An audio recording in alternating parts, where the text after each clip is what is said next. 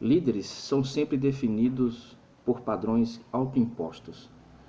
Eu não estou falando de padrões que são estabelecidos por outras pessoas, mas padrões que eles mesmos se definem. Líderes se definem a si mesmos. E se você quer ser uma bênção no reino de Deus e servir com excelência na sua liderança, você tem que cobrar mais de si mesmo do que dos outros. Você tem que se esforçar mais. É importante estar totalmente comprometido com o seu ministério. Há 6 votos que eu considero importante e que nós precisamos fazer como líderes. E eu acredito que esses 6 votos, eles levarão você a um ministério efetivo e frutífero. O primeiro voto é o voto de se manter em integridade. 2 Pedro capítulo 3, verso 14 diz: empenhem-se para serem encontrados por ele em paz, imaculados e inculpados. Deus, ele não espera que sejamos perfeitos. Ninguém é perfeito. Ser impecável e irrepreensível significa viver com integridade. Como você mantém a integridade se você não é perfeito? Bom, você precisa de ser transparente. Uma pessoa íntegra não está afirmando ter tudo junto ao mesmo tempo, em todas as áreas. Pelo contrário, a pessoa de integridade está disposta a ser aberta sobre suas fraquezas e sobre aquilo que é forte. Ter integridade não significa que você vive, ou seja, não significa que você, significa, melhor dizendo, que você vive o que fala, ok? Naquilo que você acredita. Você tem que ser o que você fala. E você diz a verdade, mesmo quando é difícil. Toda liderança ela é construída sobre confiança. E a confiança vem de ter a reputação, de viver o que você acredita e de dizer aquilo que é verdade, mesmo quando é difícil. Como pastor ou como líder, as pessoas precisam confiar em você. Você precisa assumir o compromisso de ser líder, ou de liderar com integridade. Você tem que ser honesto sobre seus pontos fortes, sobre seus pontos fracos, e você vai dizer a verdade para aqueles que precisam, que estão debaixo da sua liderança, mesmo quando isso é difícil.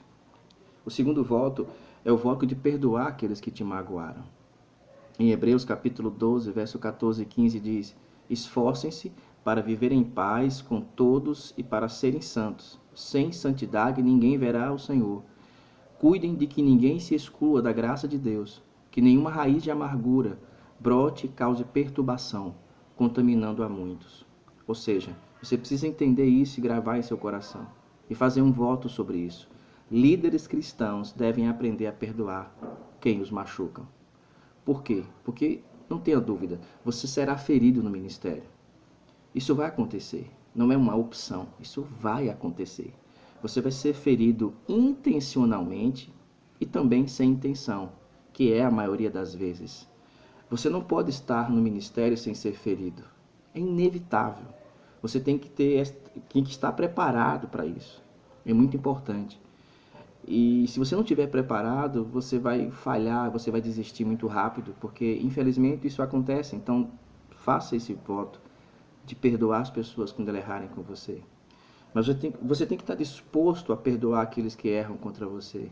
Se você permitir que a amargura se desenvolva em seu coração, isso vai sufocar ele, vai sufocar seu coração. E como consequência, seu amor por Deus, pela sua obra e pelas pessoas vai se esfriar.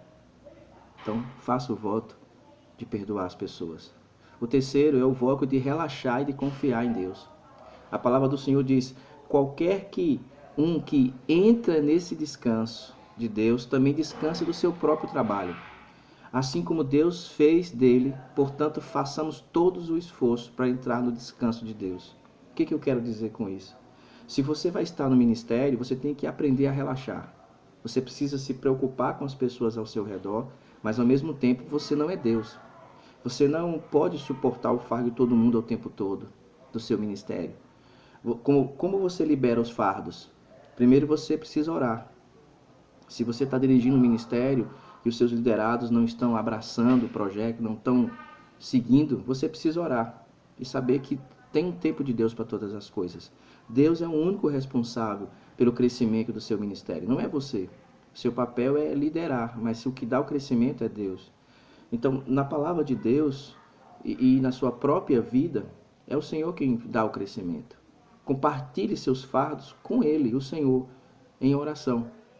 Então você precisa gastar um tempo na palavra de Deus também, meditando em suas promessas. E lembrando-se do que Deus já fez no passado, na palavra de Deus e na sua própria vida.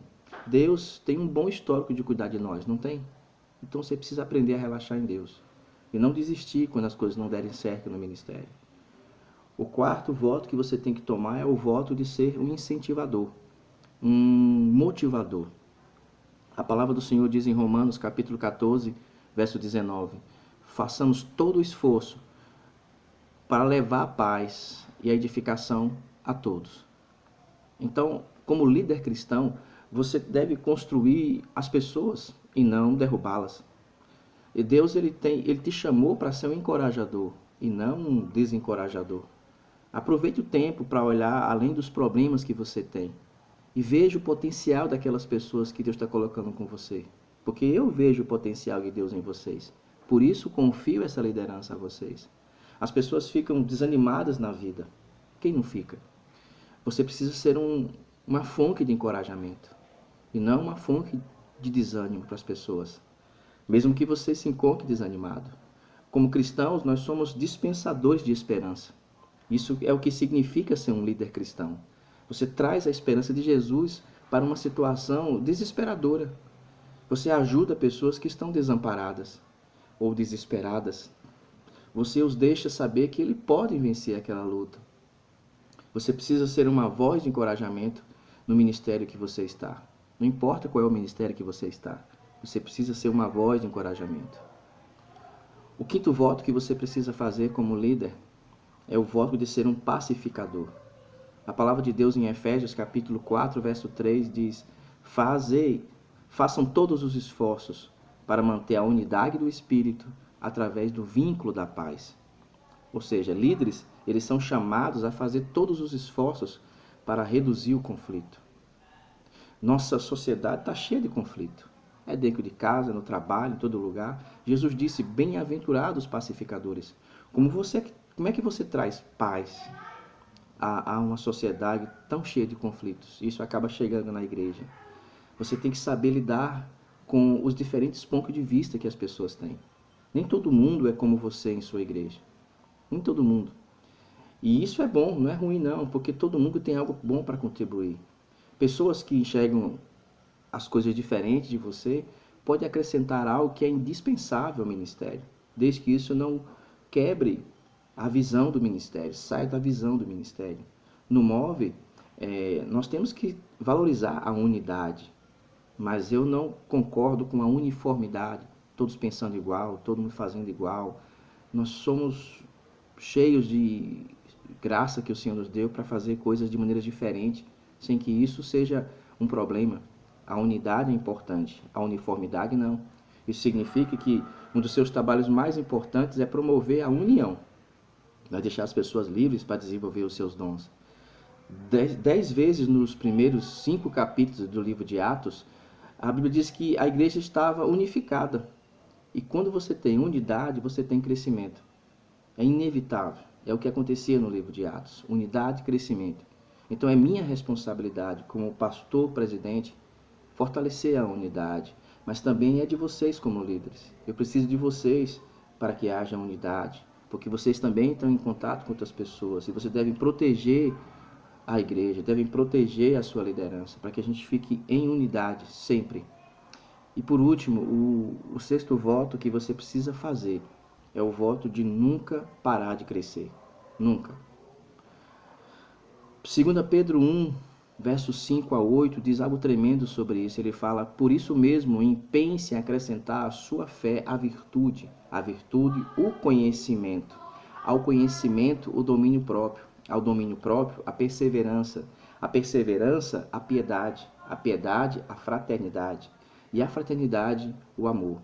Porque se essas qualidades existirem e estiverem crescendo em sua vida, elas impedirão vocês, elas vão impedir vocês de, no pleno conhecimento de Jesus Cristo, de deixarem de ser operantes e produtivos. Você precisa crescer. Aprender é um estilo de vida de um líder.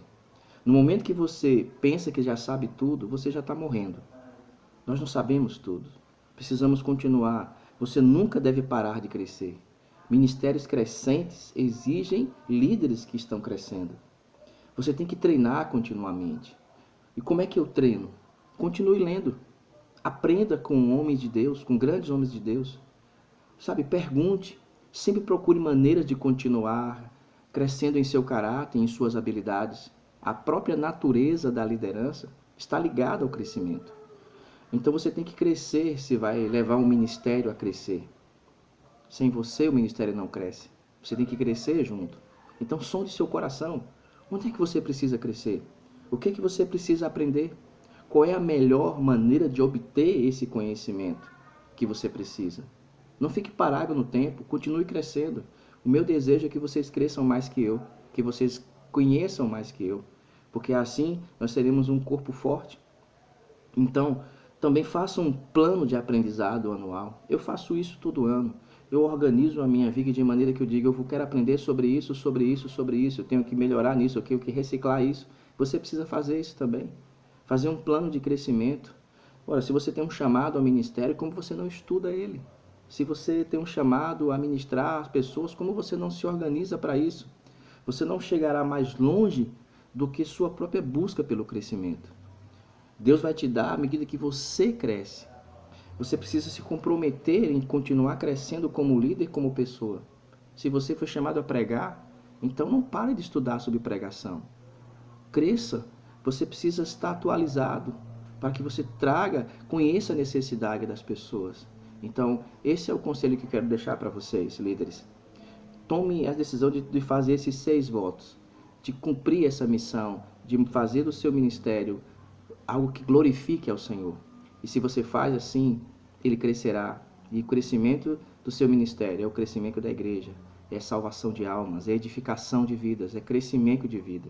Então, toma a decisão. Cumpra esses votos na sua vida. Deus abençoe vocês e até a próxima.